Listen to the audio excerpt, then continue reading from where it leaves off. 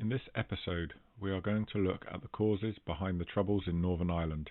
To do that properly, we have to go right back in time, right back to the root causes of why the troubles happened and why they are still issues to this day.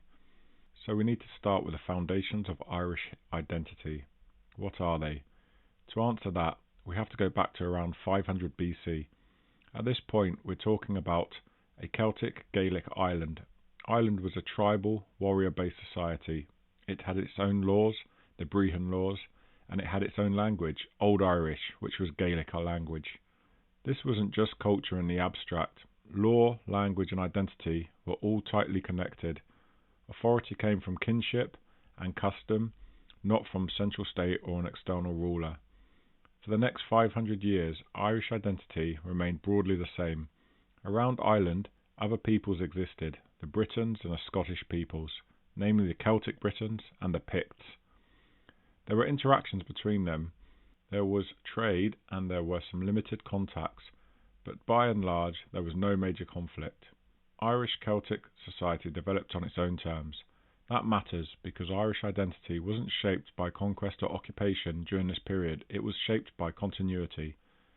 In 43 AD, the Romans came onto the scene, which is important because they conquered and colonised what they called Britannia, modern-day England and Wales. However, they did not conquer and colonise Scotland or an island.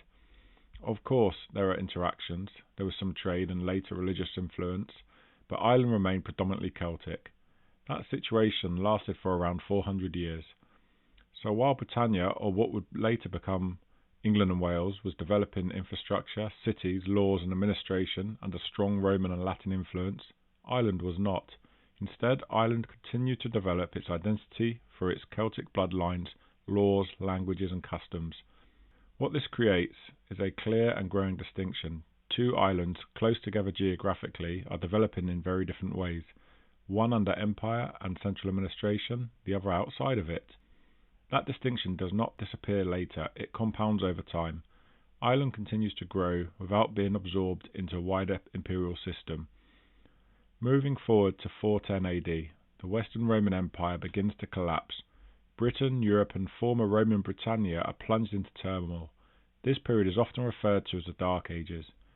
Britannia fragments into a series of Anglo-Saxon kingdoms. Impact on Ireland is far less dramatic. Instead, Gaelic Ireland thrives. Its monasteries become centres of learning. Writing develops, manuscripts are produced, such as a Book of Kells. Interestingly, much of this work is written in Latin, alongside Irish poetry and art. This period lasts for around 400 years. Celtic society continues and Ireland is culturally confident and in many respects thriving at the forefront of Europe. That's important because it reinforces a powerful idea. Ireland did not need outside authority to function or to flourish. The next significant change in Irish history comes with the Vikings. We often think of the Vikings as purely brutal warriors, people who raped, pillaged and killed everyone they interacted with. That certainly happened, but it's not the whole story. The Vikings were also settlers and traders. In Ireland, they established coastal settlements and trading towns, places like Dublin, Wexford and Limerick. Over time, they integrated with the local population and the term Norse Gaelic came into existence. Between 800 and the late 1100s, Norse Gaelic culture continued to thrive and grow. So we've spoken about early Irish history, in particular the long persistence of Irish society developing as its own culture. The obvious question now is this: where do the real divisions begin? Where does this long continuity start to fracture? I would argue that this really starts to happen in 1169, with the Anglo-Norman invasion of Ireland, which interestingly was on the invite from a local Irish king who sought help from Anglo-Norman lords to deal with internal rivals. That kind of political manoeuvring was common in medieval Europe, and at the time probably didn't appear particularly dangerous. However, the consequences were profound. By 1171, Henry II of England claimed sovereignty over Ireland, and even though in reality English authority was limited, largely confined to Dublin and its immediate surroundings, that limitation matters because beyond Dublin, Gaelic Irish society continued to operate largely under its own laws and customs.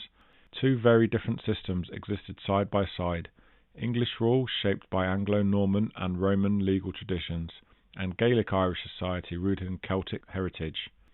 These interactions continued for centuries. From the late 1100s through to early 1500s, much of Ireland still functioned under Gaelic Irish laws and social structures, but this balance does not last. Everything changes in the 16th century with the Tudor conquests. In 1534, through the Act of Supremacy, Henry VIII breaks with Rome and introduces Protestantism in England. Religion and political authority become fused. In 1541, Henry VIII declares himself King of Ireland. This is not just a title change, it signals a move towards direct control, centralisation and religious transformation, none of which align with existing Irish structures.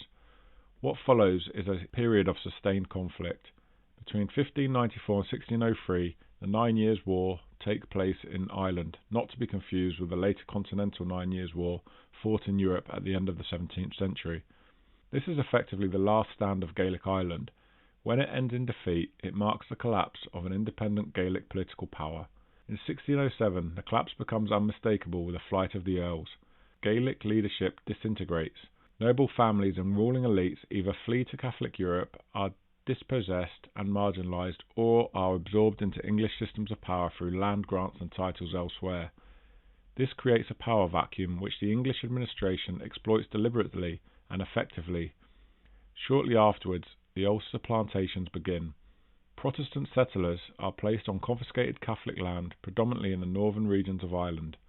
This is a critical moment in Irish history because from this point on, division is no longer just cultural or political, it becomes structural. Unsurprisingly, resistance follows. There are rebellions, most notably the Irish Rebellion of 1641, which involved sectarian massacres and a deepening hatred between Catholic Irish populations, largely in the south and Midlands, and Protestant settlers in the north. It is worth noting that Protestantism never really truly takes hold among native Irish Catholics. It is widely viewed as an English colonial instrument rather than a religious reform movement. From 1649 to 1653, the Cromwellian conquests brutally suppress Ireland. Land is confiscated on a massive scale. Severe legal and religious restrictions are imposed and Catholic land ownership is shattered. Things worsen further after the Williamite War, when the Catholic King James II attempts to rally Irish Catholic support but is defeated at the Battle of the Boyne, a battle that remains symbolically significant to this day. His defeat helps cement Protestant ascendancy, particularly in Northern Ireland. Things now move from bad to worse. Division becomes fully cemented from 1695 onwards through the systematic suppression of Catholics. In 1695, the penal laws in Ireland marginalise the Catholic population. Catholics are prevented from holding public office, they cannot vote, they are restricted from owning land or firearms, they are limited in how and where they can practice their religion, and their access to education is deliberately curtailed. This is not accidental discrimination, it is policy. The intention is clear, to break Catholic political, economic and cultural power over time. About 100 years later, in 1798, another major rebellion takes place, the United Irishmen Rebellion. This rebellion is inspired by the American and French revolutions. The ideals of liberty, equality and republicanism resonate strongly among Irish revolutionaries. There are promises of foreign support, particularly from France. However, that support arrives too late and has no decisive effect. The rebellion is crushed. The failure of the 1798 rebellion has major consequences. It leads directly to the Act of Union in 1801. This is the point at which Ireland is formally merged into the United Kingdom. The flags of England, Scotland and Ireland are combined into the Union flag. Politically and constitutionally, Ireland is now part of Great Britain. Moving forward a few decades, another critical moment in Irish history occurs between 1845 and 1852, the Great Famine. This is catastrophic. Ireland's population falls by approximately a quarter. Between 1 and 1.5 million people die, and between 1 and 2 million emigrate. The majority of those emigrate go to the United States. This is an important point when we later think about the Troubles and the level of support that Irish Republican movements received from some within the United States. There is a deep cultural memory here, and a significant proportion of modern American citizens have Irish ancestry. Moving into the early 20th century, tensions continue. Restrictions on Catholics begin to ease slightly, but not significantly. There is growing discussion around Home Rule, which would provide some degree of autonomy for Ireland within the United Kingdom. The outbreak of World War I delays this. Some Irish Catholics fight alongside the British Army during the war. Others see the conflict as an opportunity, so in 1916 the Easter Uprising takes place. It is brutally suppressed by the British authorities, which results in a serious shift in public opinion. Ordinary Irish citizens, many of whom had not supported the rising initially, are outraged by the executions and the severity of the British response. That change in public opinion proves decisive. After World War I, the War of Independence takes place from 1919 to 1921. This results in the partition of Ireland through the Anglo-Irish Treaty of 1921, the creation of the Irish Free State and Northern Ireland. This period also sees the formalisation of the Irish Republican Army. Whilst its roots can be traced back earlier, arguably to 1913, it now becomes a central armed organisation of Irish republicanism. Partition leads almost immediately to the Irish Civil War from 1921 to 22. This was a conflict between pro-treaty and anti-treaty forces, and it leaves deep political scars that last for generations. As partition becomes established and increasingly entrenched, institutionalised discrimination becomes a defining feature of life in Northern Ireland. It is important to understand the language used during this period. Unionists support remaining within the United Kingdom, whilst nationalists seek a united Ireland.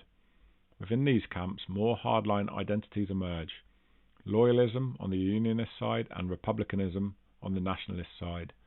These identities are not just political labels, they shape how communities see themselves and each other.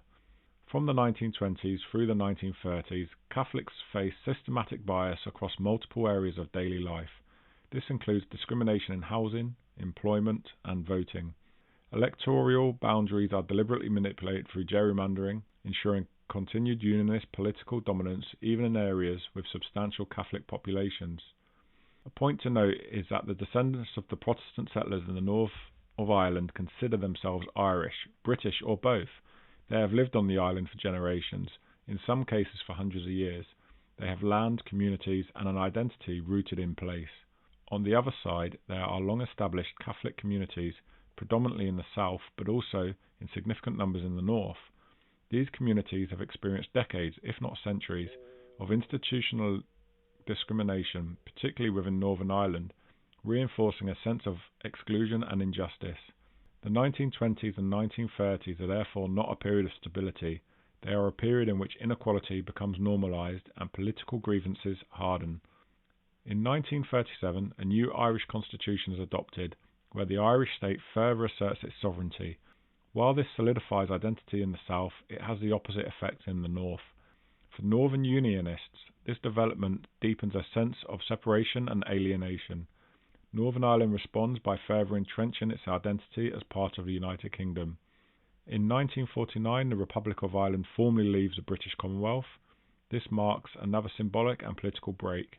From the 1920s onwards, and particularly after the Second World War, this period represents the modern road to conflict, the build-up to what would later become known as the Troubles. Tensions simmer beneath the surface. By the 1960s, civil rights movements emerge in Northern Ireland, inspired in part by global civil rights campaigns. Their demands are limited and, at least initially, non-revolutionary: fair access to housing, equal voting rights, and an end to overt discrimination in employment and local government. What matters here is not ideology, but policing. In Northern Ireland, the police are not perceived as a neutral force. For many Catholics, the Royal Ulster Constabulary and associated auxiliary forces are seen as partisan, not simply enforcing order, but enforcing a political settlement that systematically disadvantages them. Peaceful protests are met with violent responses.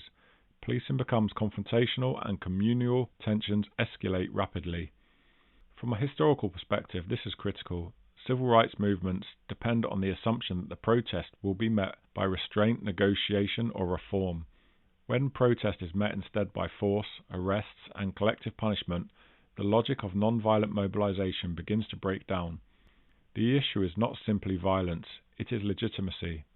When policing is widely viewed as hostile, every confrontation reinforces the belief that legal and political channels are closed. Each baton charge, each aggressive dispersal, each perceived injustice becomes evidence that the system is not reformable from within.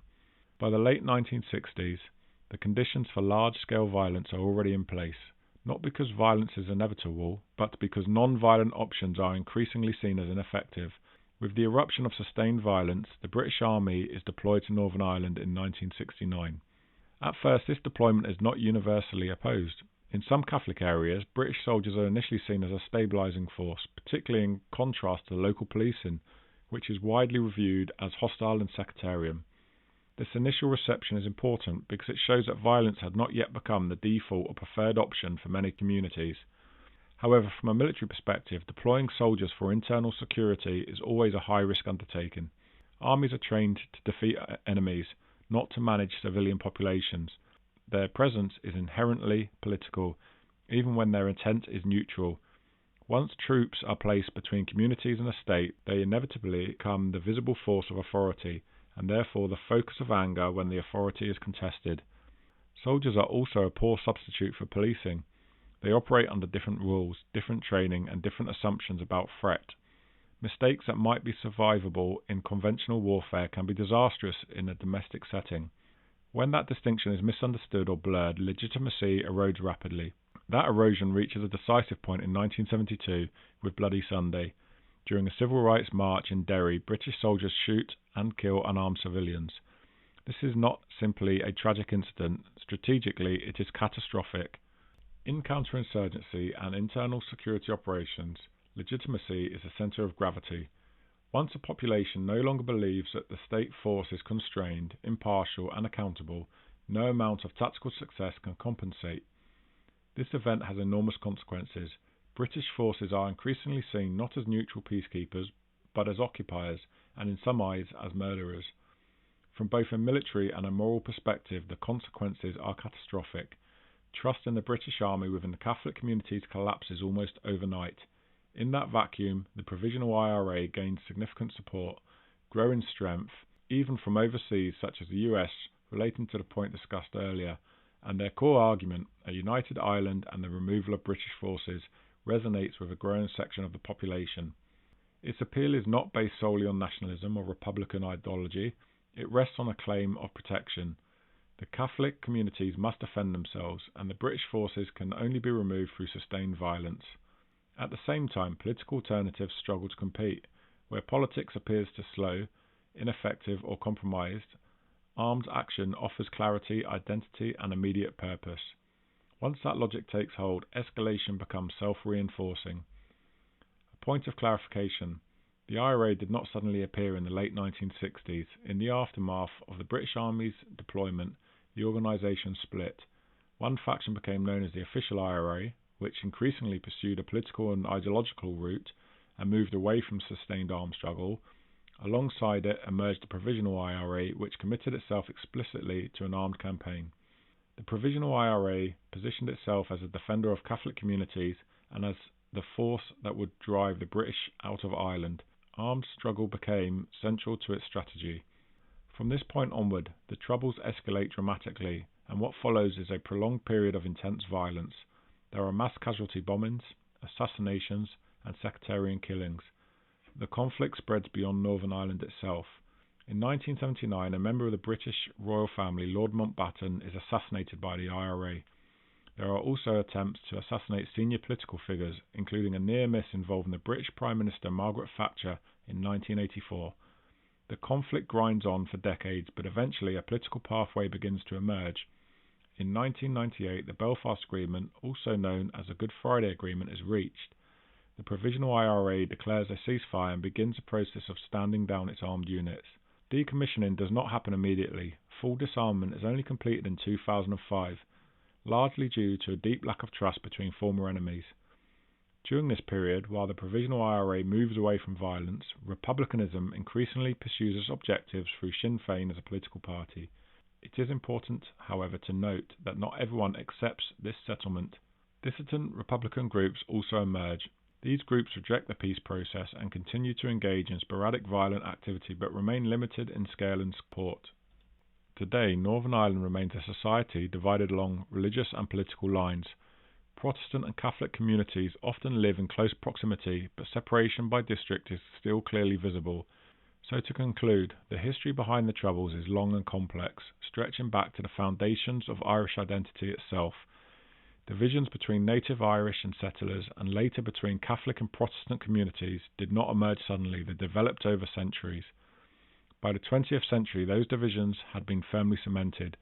Violence in the early 1900s, followed by partition, institutional discrimination, and unresolved questions of identity and sovereignty, created the conditions in which conflict could endure for decades. British Army operations in Northern Ireland would go on to become among the longest continuous deployments in modern military history.